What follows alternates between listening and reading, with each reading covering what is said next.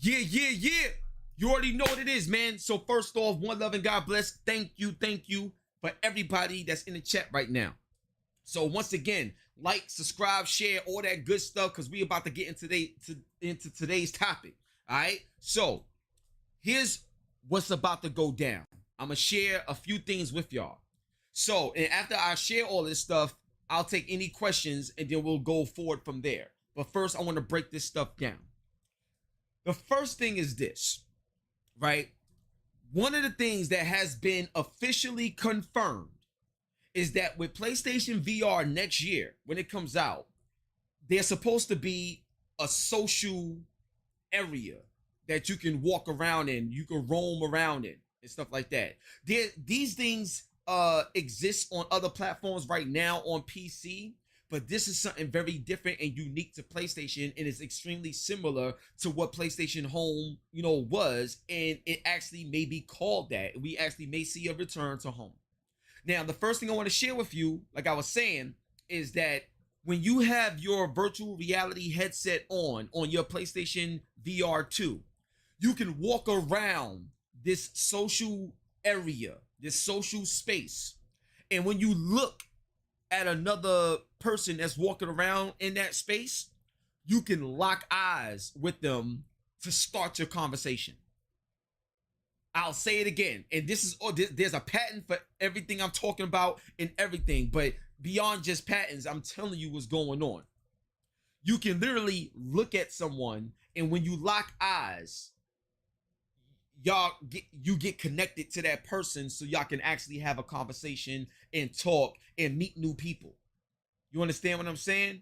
So it's another way to bring you more into like what a real life space would be like in the virtual world socially, but also this whole return of PlayStation Home is supposed to be something utilized to help sell the PlayStation VR and sell the experience more. So that's the first thing. When you look at someone, you can lock eyes with them and or immediately engage in conversation. And that right there is very real because it's simulating real life. You know how it is. You be walking down the block and there's a stranger, or you could be at a club or somewhere and you could just lock eyes with somebody and you could get a vibe from them. Next thing you know, you in conversation. So it's insane.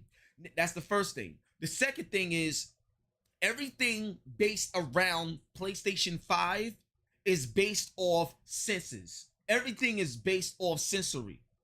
I spoke about this on my own channels, and I also spoke about this on Marlon Gaming Nation show. I spoke about this on Big Cloud show as well, with the ability to have sense of smell and all these other things. Like I'm telling you, everything is sensory driven with the VR experience, but also something that's going to help generate sales because of the experience. I'm telling you. So what you get right now with the haptics in the controller and feeling the rain and all, there's a lot more to come.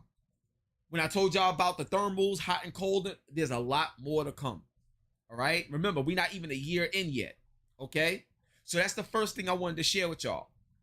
The second thing I want to share with y'all is they already have it set up to where you know how you have like a screensaver or a background, or if you're streaming, you can remove the background and have this and have that. So imagine being able to have a virtual space that you can walk around in, but you walking around something that's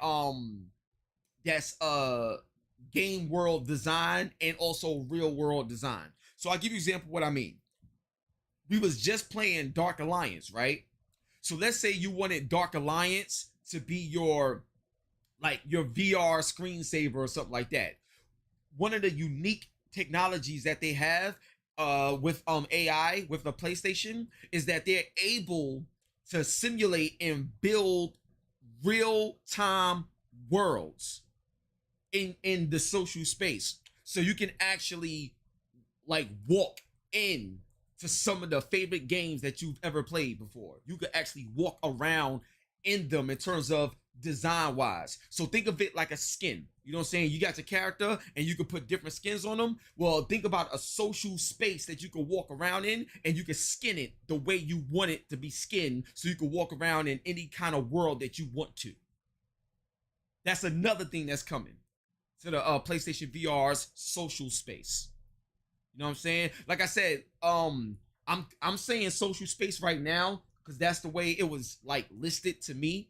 But everything that's being spoken of about it all relates to what PlayStation Home was. Serious, it's crazy. And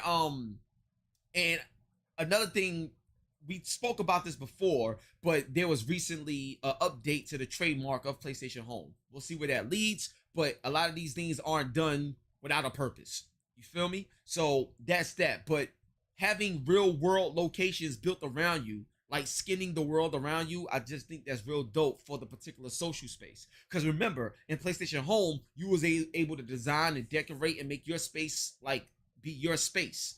That right there is crazy. We're gonna see it on a whole nother level with this. That's the second thing. The next thing I want to tell you, I'm pretty sure a lot of y'all seen this, but it's not just about VR, it's not just about AR, it's also about MR, mixed reality. And that's another thing that's coming. So, and this is all like, you know, at the system level, at the hardware level. You know what I'm saying? So that right there is real crazy. So what it is when you're streaming, like let's say you want to stream your VR experiences and stuff like that, like they can make it look like you're in the game directly from the system itself without needing a PC to do this and make this look right, green screen here, blah blah blah. Like naturally from the system itself, you'll be able to have these experiences, mixed reality experiences. So these are just some of the features within this social space. So I'm very excited to see how they're gonna do this. If they're gonna do it in the form of an app that's just, you know, added to the PlayStation 5, most likely that's the way they're gonna do it. But all of this is just very interesting, and I just got a lot of concrete information on it, so I was just very excited to share with y'all. So that, you know, so that's that.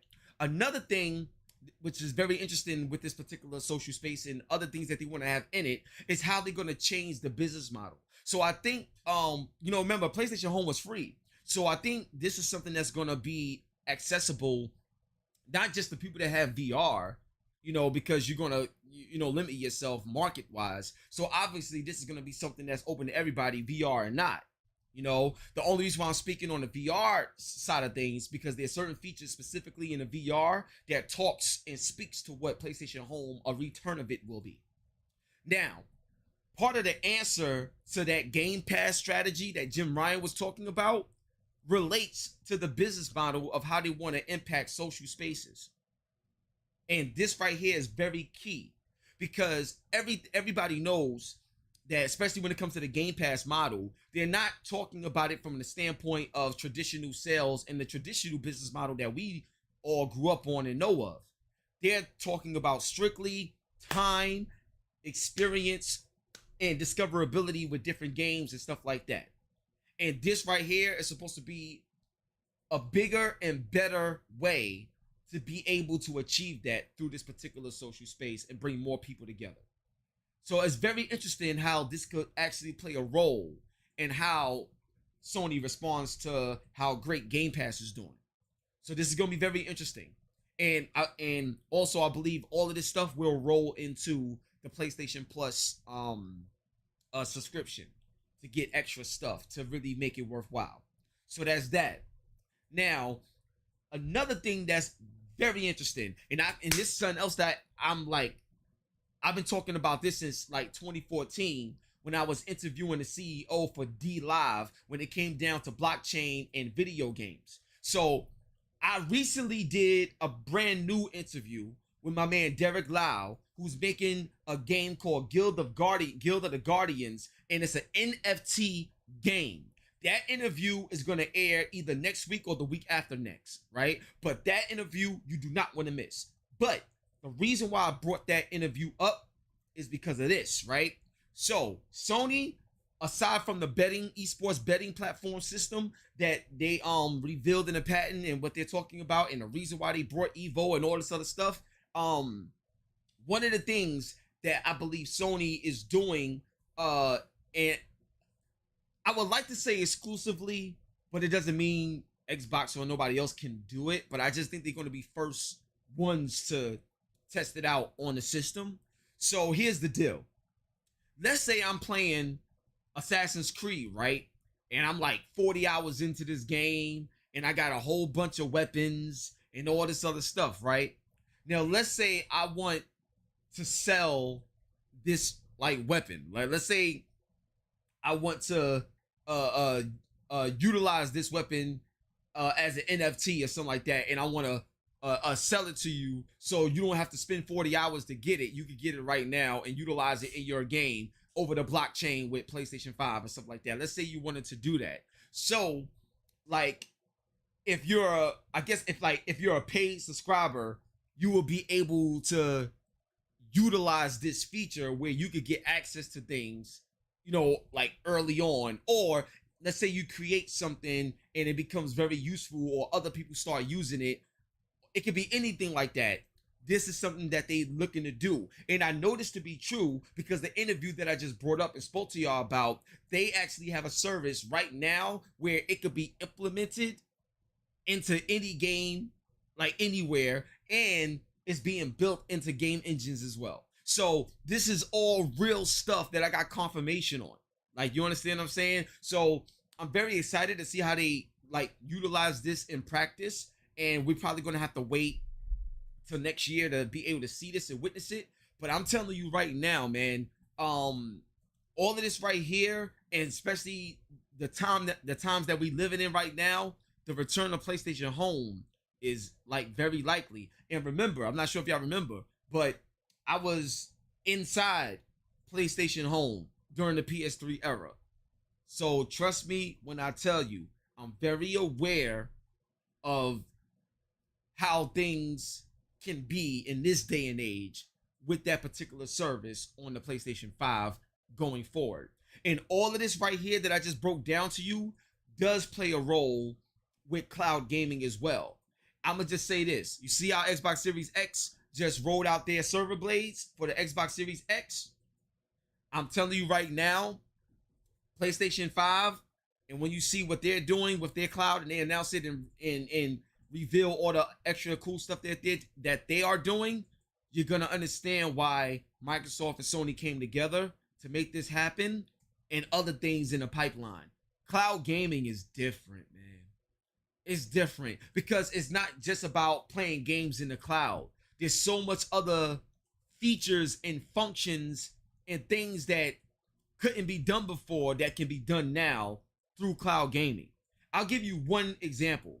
If anybody here ever utilized PPSSPP in terms of the emulator for PSP, if you ever utilize that and you look at the save states and loading here and moving here and doing all these little mini game stuff, yo, when I tell you what's happening, what's about to come, yo, it's exciting, man.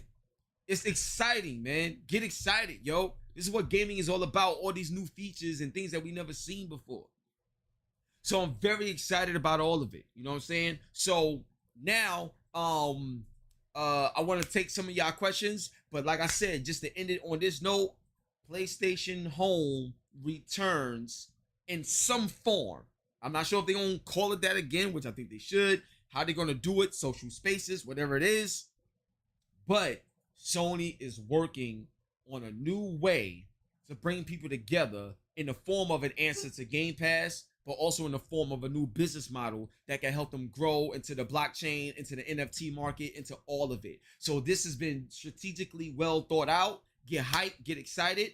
And every move that Sony make, Microsoft is paying attention, and vice versa. So this only means great things for us. You know what I'm saying? So on that note, I hope y'all enjoyed that breakdown. Now let's get to the questions.